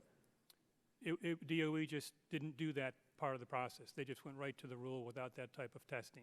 So once it was proposed, we did the testing, and we demonstrated to DOE and others that dishes were not cleaned. And multiple product manufacturers' products, it did not clean the dishes. So the utility of the product was affected, the consumer payback was not there, and the energy savings was minimal, less than a quad, 7% of 1 quad. Now, the current dishwasher standard that's in place today, that has a payback to the consumer of 12 years. So that was already at the limit in terms of economic sense. There was no need for this 5th dishwasher standard. So it messed up the product, and it did not make sense for the consumer to buy such a product. So our view is that there's something wrong when the process spits something out like that. That has to be a product or a category where you don't do another rulemaking unless some quantifiable measure can show that there's going to be a real significant savings in energy that won't harm the consumer. But under the current process, it's very difficult to get DOE's assumptions and other things that go into their analyses done by their contractors or the national labs. So that's part of the process change we would like to see. You know, just out of curiosity, when you were doing this testing, when you were going from 5 gallons to 3 gallons, how much did that cost the industry, and then what did that cost the consumer in the end run then? Well, How much did it cost the consumer for Well, when you're doing the testing, when it was showing going from the 5 gallons down to the 3 gallons, you said, and I was just curious, is there a cost to the industry that you had to do? And Oh, then, sure. And then what was, overall that'd have to, I assume it would go back to the consumer. Well, these tests that we did on this proposed rule were, this standard didn't go into effect, so those costs were absorbed by the companies. They're thousands of dollars to do these tests. But once the standard is in effect, in order to prove your compliance with the standard, you have to test your product before it's submitted to the marketplace, and then a regular routine testing, market surveillance, that our industry actually does some of that testing to police ourselves and provide some information to the government. But those tests are very expensive, and the cost of compliance, the tolerances are very, very tight. So manufacturers invest a lot to make sure their products meet the standards, and the tests are sophisticated. So it's a costly part of being an appliance manufacturer, and those costs go into the product like any other costs and are passed on to the consumer. Thank you.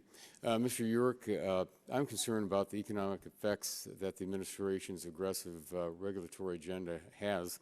It's my understanding that DOE is implementing rules that set new standards for individual components in your members' residential and consumer products, such as the new standard for the efficiency of furnace fans. How does regulating a specific component in a large heating or cooling system add to the cost of a furnace or air conditioning system?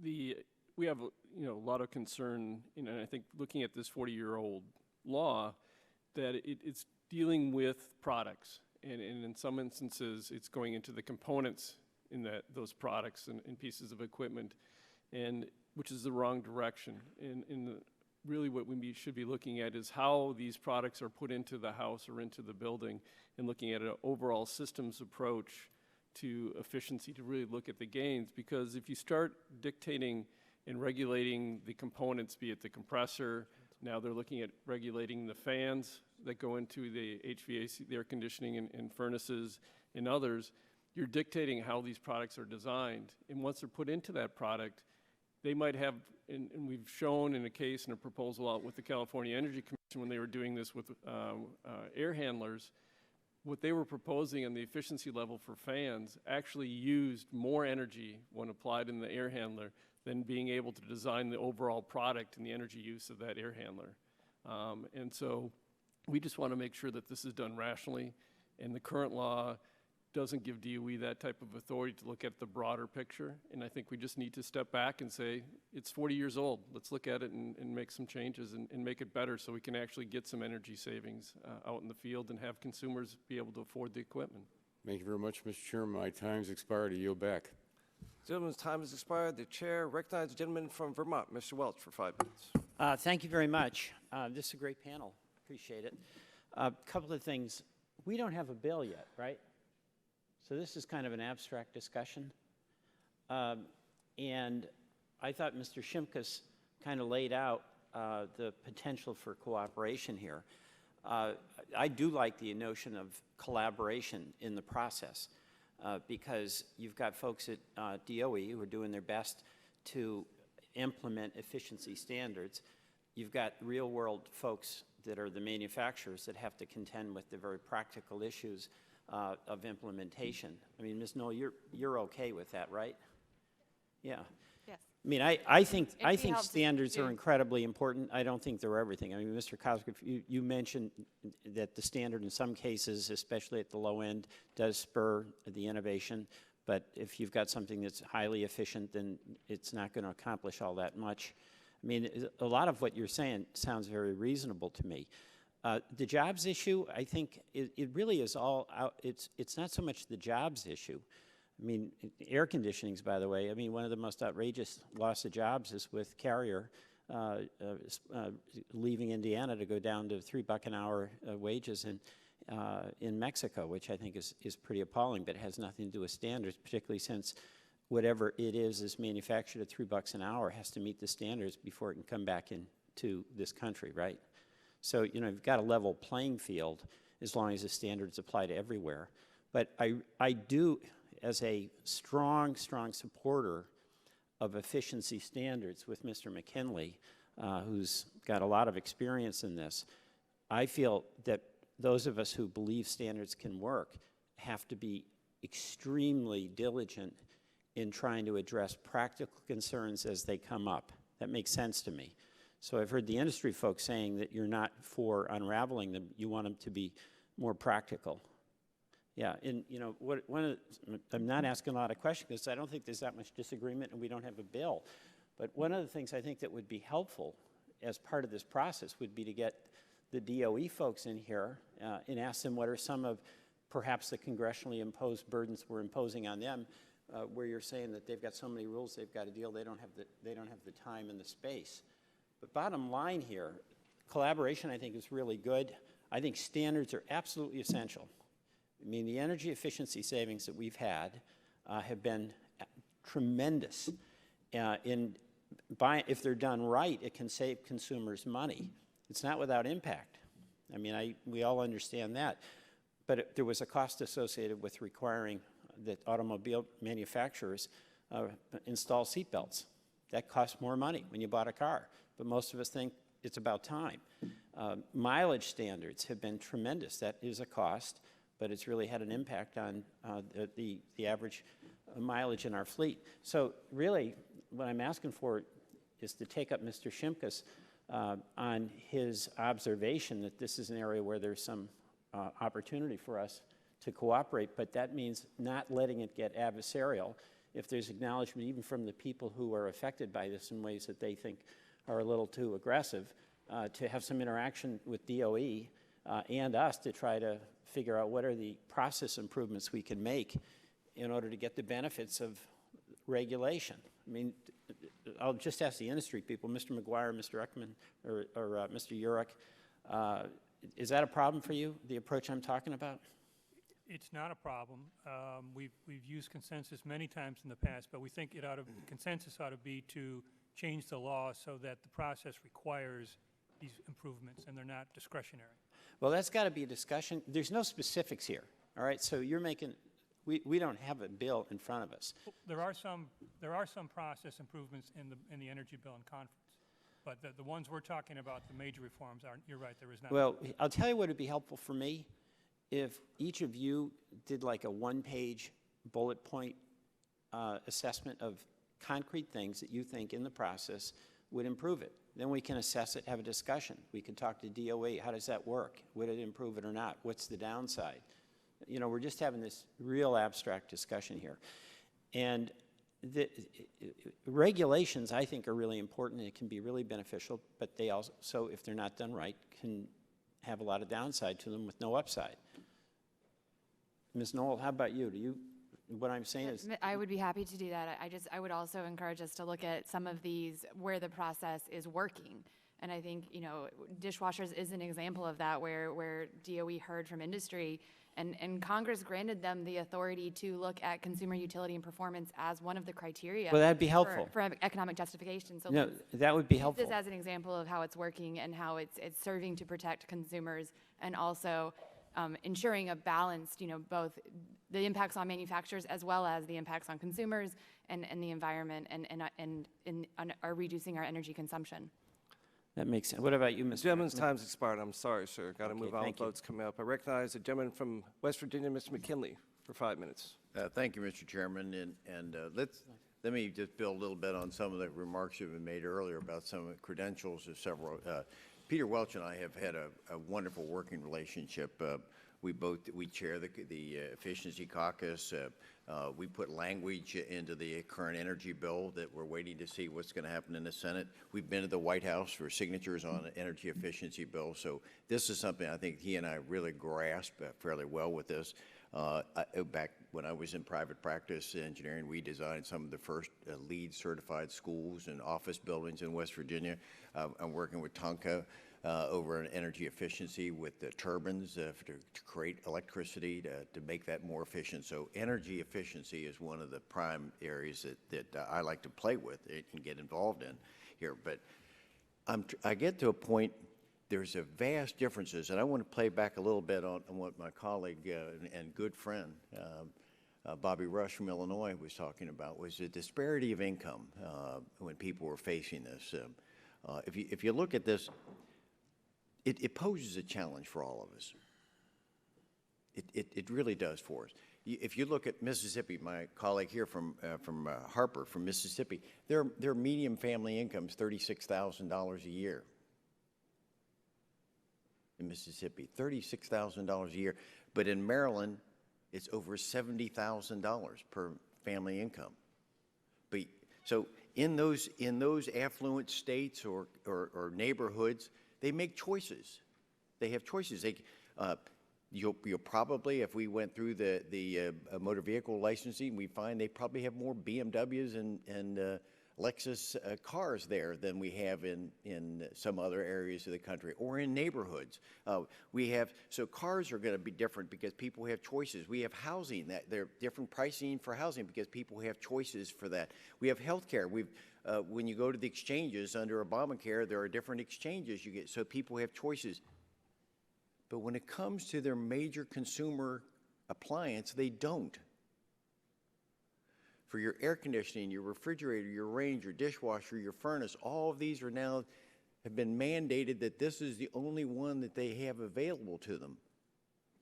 I'm troubled with that because of the diversity of income, their capability of doing it. And don't tell me it's going to save me $500 a year, because we understand the whole payback is so much longer on all the. So I'm wondering, is there a suggestion you all could make that might make it more palatable for people to be able to have a choice so that they're not confronted with this hard decision?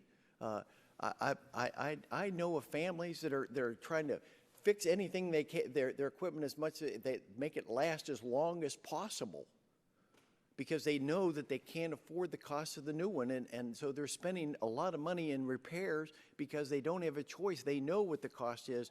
That air conditioning costs the same in Connecticut as it does in Mississippi, or that dishwasher. So what would you suggest that we in Congress could do to maybe ameliorate some of these differences a little bit, so that the poor communities, the area or states that have trouble, how can they afford to have this cost?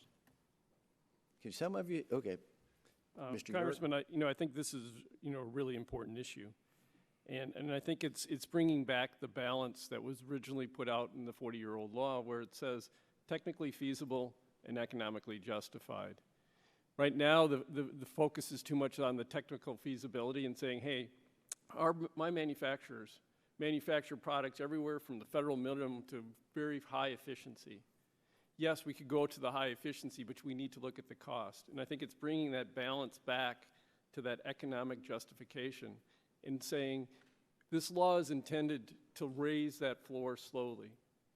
People that have the incomes in Maryland and other places are going to purchase the things with all the different bells and whistles on their refrigerators, their dishwashers, their air conditioners, and everything else. But there's a lot of people in this country, when you look at the cost now of the minimum efficient air conditioner, you're looking at $6,000 to $10,000 at a minimum that is done in an unplanned time, because most of the time these units go out when it's the hottest day of the year, or the furnace when it's the coldest day of the year.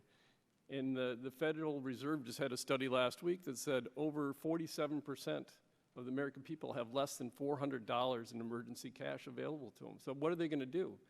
They need that comfort. In the wintertime, they need the heat.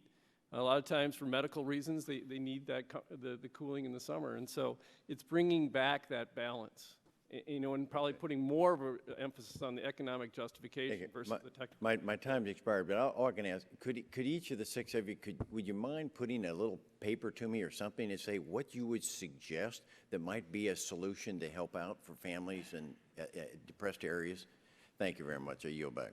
Gentleman's time expired. The chair recognizes the gentleman from New York, Mr. Tonko, for 5 minutes. Thank you, Mr. Chair, and thank you to our witnesses. And certainly we're citing a 40-year history here. And again, to repeat what my colleague from Vermont indicated, we have to look at some of the trade situations too, where offshoring of jobs might have helped some families retain those jobs and be able to afford these items. And this job loss thing, I think, is much more complex than just suggesting standards caused it.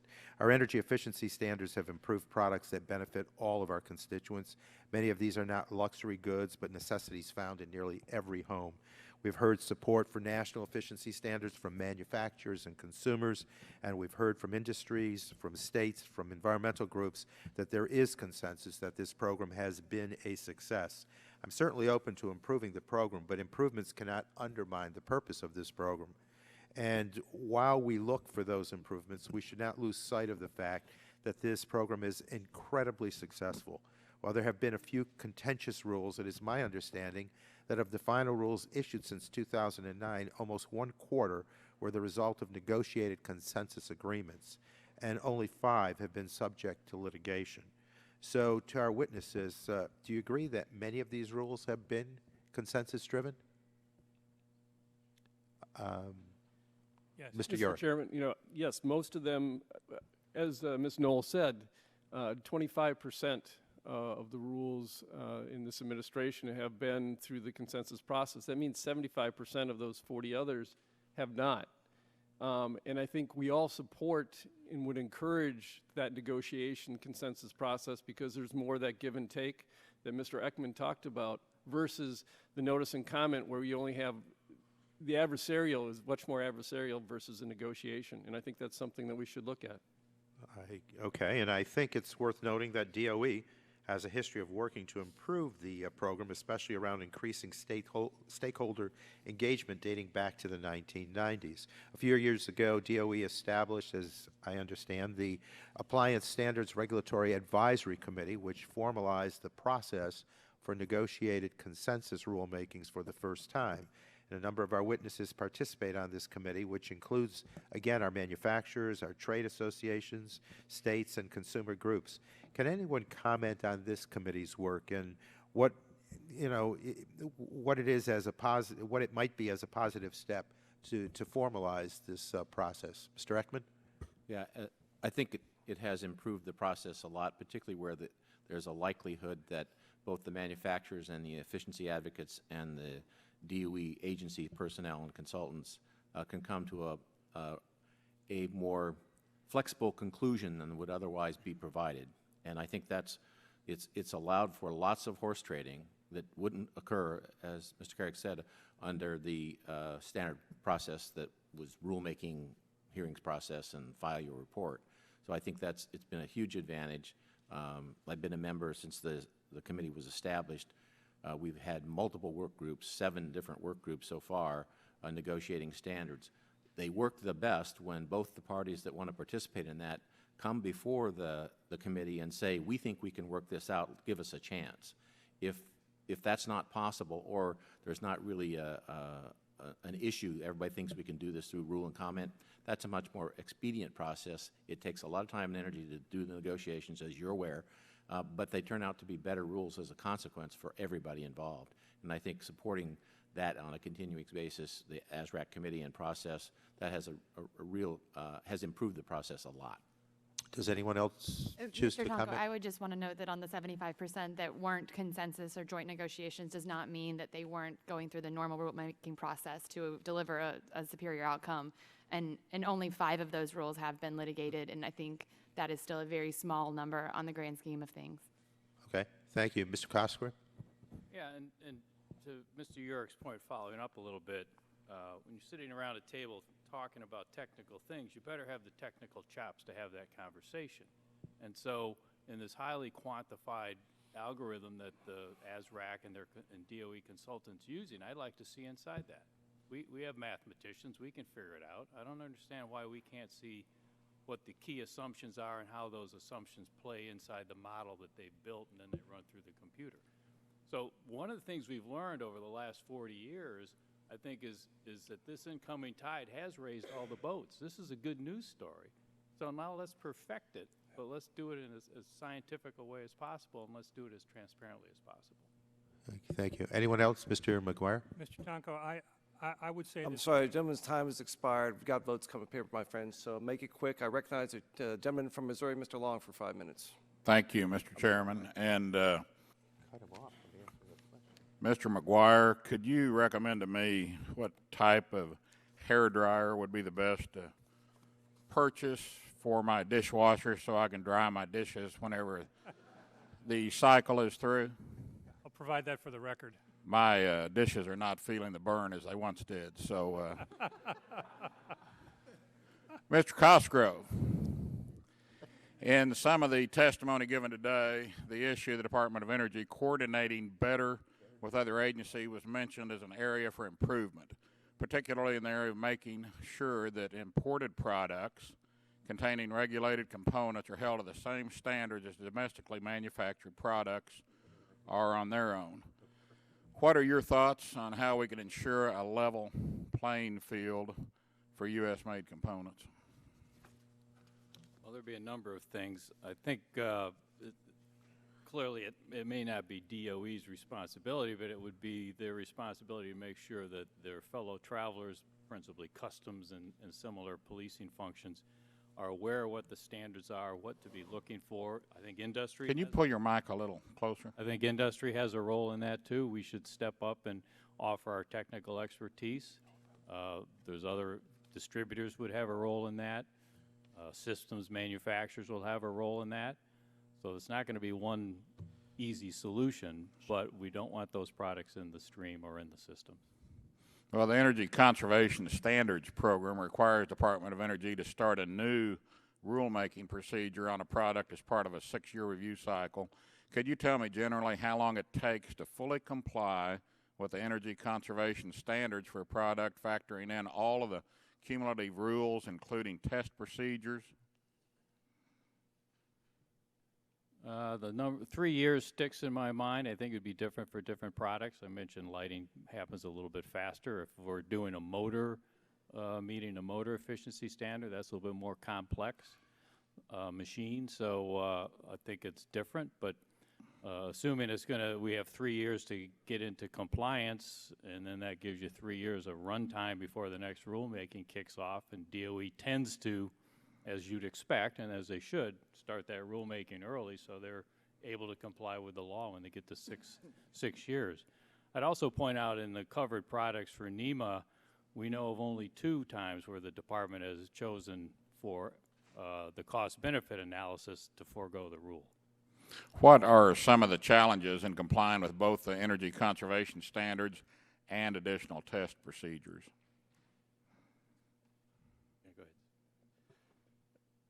Congressman, that's one of the interesting things that was the change when we made the serial rule, part of the, I think it was 2005 amendments to EPCA. You have to review the standards every 6 years. And the requirement is to review the test procedures every 7. And what we're starting to see in a lot of our products, the test procedures aren't complete for the products that they're setting standards for. So as a matter of fairness, we don't even know what the test procedure is going to be and how our products are going to be measured. The information isn't there, and they're setting efficiency standards and minimum levels. And so I think the interrelationship is very important, and we need to know what the rules are, be able to evaluate what those rules are through testing our products and provide that information to DOE before they start setting the next standard. And the same thing as in the previous question, Mr. Cosgrove, our products, it's a 5-year implementation time from the standard being set and when it becomes effective. And it takes that entire time to do it. And so what we're seeing is that even before, in some cases, these standards are put into effect, we're seeing the next round. And we saw that with residential air conditioners. The standard went into effect in January of 2015. The fall of 2014, they already started discussing the next round of efficiency. So you're looking at increasing the efficiency standards on this equipment even before the prior standard went into effect. Welcome to Washington, D.C. Mr. Cosgrove, do you care to comment on that as far as what the challenges are? They're pretty much, as Mr. Urick said, that it's going to take us some additional time depending on the product. Okay, thank you. Mr. Chairman, I yield back. Gentleman is back. The chair recognizes the gentleman from North Carolina, Mr. Hudson, for 5 minutes. Thank you, Mr. Chairman, and thank the panel for being here today. A very informative discussion. Mr. McGuire, which of your appliances have been regulated multiple times? I mean, do you believe we're reaching a point of diminishing marginal returns with this serial rulemaking? Virtually all of our products have been regulated multiple times. The current refrigerator standard that's been in effect since last year is the fourth version of that standard. Same for dishwashers, and the rule I mentioned that was proposed last year was the fifth revision. So we believe we hit the point of diminishing returns in the last tranche of standards that were negotiated through the consensus process. We think standards going forward for most of our products are not justified on the economics or the energy savings. Appreciate that. Mr. Long asked one of the other panelists about the issue of having the DOE propose new standards for some products while the underlying test procedures are also changing. Would you like to elaborate on how this is a problem for you? It's a major issue because a manufacturer cannot tell what they have to do to comply with the new standard until they know how to test to it. So that's why the law said the test procedures come first, but that process is a little out of whack right now. So in the case of portable air conditioners, we've had to comment on a proposed standard before we knew what the final test procedure was. That's really impossible to do, but that's what we're forced to do under the current process that's being employed. Well, that seems like it's not serving the best interests of the people either. If we aren't getting a true assessment of the results of these tests, I think I obviously see why that's a mistake. Many of your manufacturers make several regulated products and face multiple rules. What's the challenge, sort of maybe you could elaborate a little more for your member companies in terms of complying with all these different requirements simultaneously, just in addition to sort of the testing thing we talked about, but just elaborate on that. The initial investment to gear up for a new standard, as Mr. Urick and Cosgrove said, is quite an investment to understand the test procedure and get your products qualified. But ongoing, once a standard is in effect, a manufacturer has to test and certify those products to the Department of Energy. If you want your products to be Energy Star qualified, that requires a further upfront test as well as ongoing testing of a certain percentage of your products. So that's a pretty significant testing burden for the manufacturers. And when the test procedures are under revision, it has to be very precise in order for you to design a product. What we've experienced also is that Energy Star sometimes will want a different test procedure than DOE requires for the standard. One of the benefits we found of negotiating the consensus process is we would peg the Energy Star requirement to the standard requirement with the same test procedure so manufacturers could plan that out. But that hasn't always been the case. So these are processes that used to be employed but haven't been across the board in recent years. Thank you.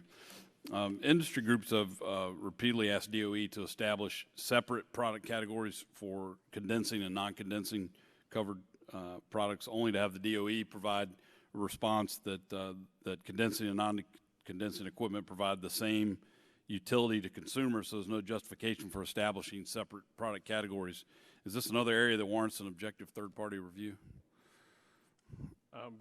Congressman, what you're talking about is the famous furnace rule. And there, again, it's related to technology.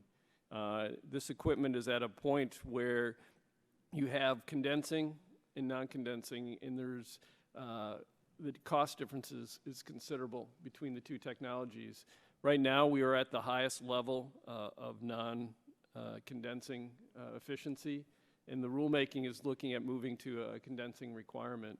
I think the groups, this would have been a rule that would have been great for negotiation, because what we've seen over the years is that every rule that's come out has ended up in litigation. And to see that if the groups could come together and reach a solution, I think would have been a better solution. We're right now in the midst of a notice and comment, and I believe DOE has just issued their proposed rule to OMB for review, so we'll see what happens there. But having two separate product classes for condensing, non-condensing does not look like it will be something that will be put forward. I appreciate that. And Mr. Chairman, it looks like my time's about expired, so I'll yield back. Gentleman is back. The chair recognizes the gentleman from Ohio, Mr. Johnson, for 5 minutes. Thank you, Mr. Chairman, and I, too, want to thank the panel for joining us today. Thank you all. I know this is, you've been here a while already. For Mr. McGuire, Mr. Cosgrove, and Mr. Urick, How important is early stakeholder input in the rulemaking process? I mean, what are the additional challenges that you face when DOE issues a notice of proposed rulemaking without having consulted with you beforehand? Mr. McGuire, let's start with you. I think it's very important from an effectiveness point of view. If the manufacturer hasn't had the ability to be in a dialogue with the government about the proposal and how they expect the efficiency requirements to be achieved and do some testing, then you're really dealing in a vacuum. This is what happened with the proposed dishwasher rule. So it's very important. These are technical matters.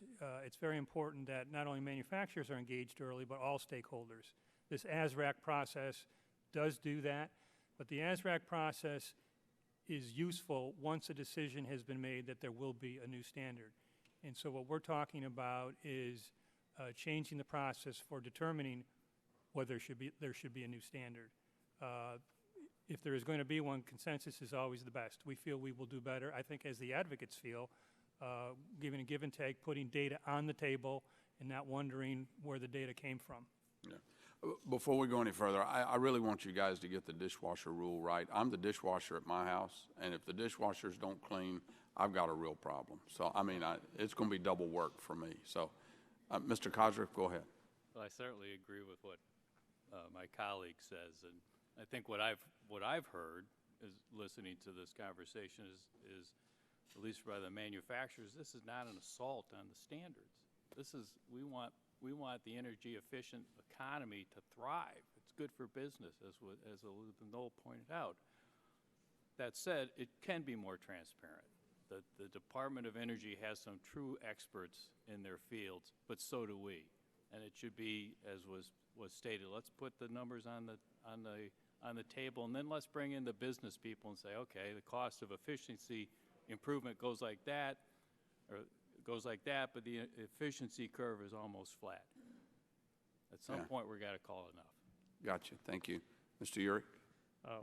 I think it's very important because industry has the information that this rule is going to be based on. It has information on what technology is available. It has information on the costs. It has information on the products that are being sold today, both on the different efficiency levels. And so if that conversation doesn't occur, what is the regulator looking at to make its decision on, is there significant energy savings? Can there be energy savings? And should we move forward with the rule? And so it's very necessary for that dialogue. And I think DOE would like to have that dialogue, but again, they are tied by what you as Congress has put in this act on the serial rulemakings, where you're mandating these rules every 6 years, and they just don't have the time, to do a lot of times everything they need to do or would like to do to get these rules out and also meet the court order from the Second Circuit to make sure they meet all their deadlines. Okay. So let's continue with you, Mr. Urick. The DOE has proposed new standards for some of your products, while the underlying test procedure is also changing. Why is this a problem for you? Congressman, it's a huge problem, as I stated earlier, in that we need to know what the rules are. How are our products going to be measured? And again, it's getting DOE the right information. If the test procedures aren't set, how do they know how products are performing out in the field? Is it safe to say it's pretty dadgum hard to innovate when you don't know how you're going to be measured at the end of the end of this? You don't know what the target is. You don't know what you're going to be measured on. You don't know where you're going any road to get you there. Yeah. Right. Okay. Mr. Chairman, I'm going to yield back 45 seconds. We thank the gentleman from Ohio. The chair recognizes the gentleman from Oklahoma, Mr. Mullen, for 5 minutes. Thank you, sir, and thank you for having this meeting. There's, I'll be honest with you, there's a few meetings that we have in here that I have to really study hard on because I'm not familiar with it. This is, as I would say, in my wheelhouse. I understand this situation extremely well.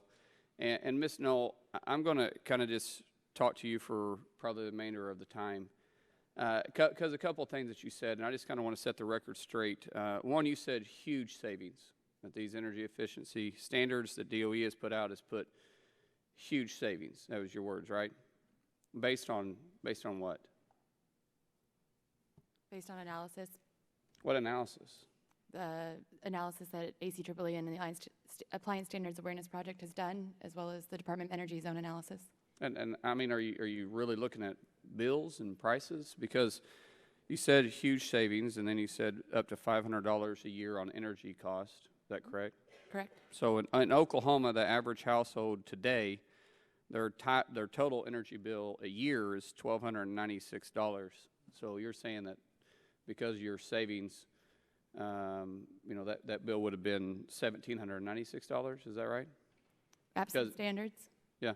But yet, if I go back and I look at 2008, the midline, just a midline Whirlpool dishwasher, the average use was about $29 a year is what that unit cost it to run. At the same time, the cost of the unit was $375. Today, the same unit is $399, and it costs $32 a month or a year to run.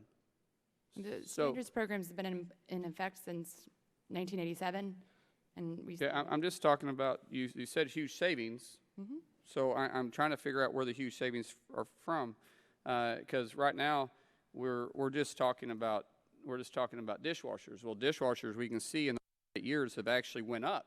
They cost more, so that's not a savings, and they cost more to run per year. So just give me an opportunity again. Where is huge? Is huge would be massive. I mean, I'm thinking like big time. That's huge. It's your word. $500. I guess you could say that's huge, but I don't see it.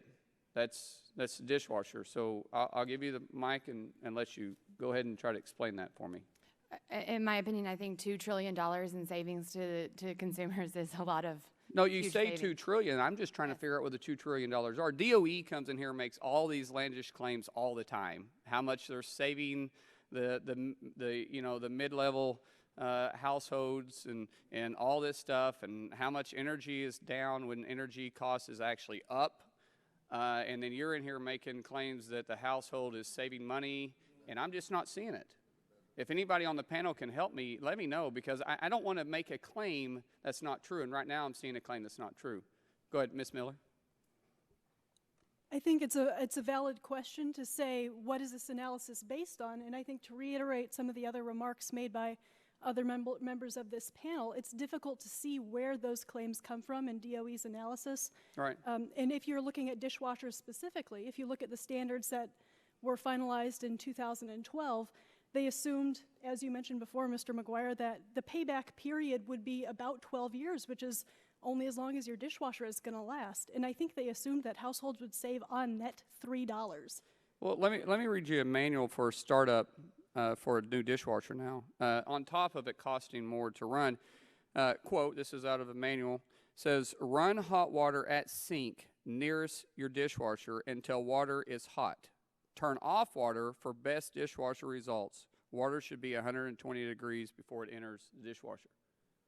This is the new standards that we have to have out. So not only is it cost more to run, Ms. Knoll, now we're wasting water, which this is a big issue nowadays. We always talk about water savings, especially, let's go to California. Let's talk about California for a second. They're supposed to waste hot water and let it run, and this is the manual that comes for dishwashers now that says that. Refrigerators, let me use refrigerators real quick. Refrigerators in 2008, average Whirlpool dishwasher or refrigerator costs $999. That same unit comparable today is $1,299. Energy cost, also up. Now these are our two major appliances. We're talking about a refrigerator, we're talking about a dishwasher. Where's the huge savings? DOE and the argument on all these energy efficient appliances are always out there talking about huge savings, and American people think it's huge. And yet I gave you two examples of two Order, Mr. Chairman. The gentleman's time has expired. I yield about back. that, my friend. Thank you. Seeing no further witnesses seeking time, the chair asks unanimous consent to enter for the record a multitude of statements on this subject matter from a number of agencies and concerned citizens. Without objection, so ordered. In closing, the chair wants to thank all the witnesses for your time, your expertise, and your insights as to how to use hair blow dryers to dry dishes in the dishwasher. The chair reminds the members you have 5 legislative days to submit questions for the record and statements, executive EORs, statements for the record. Without objection, this hearing is adjourned. Thank you. Oh, thank you.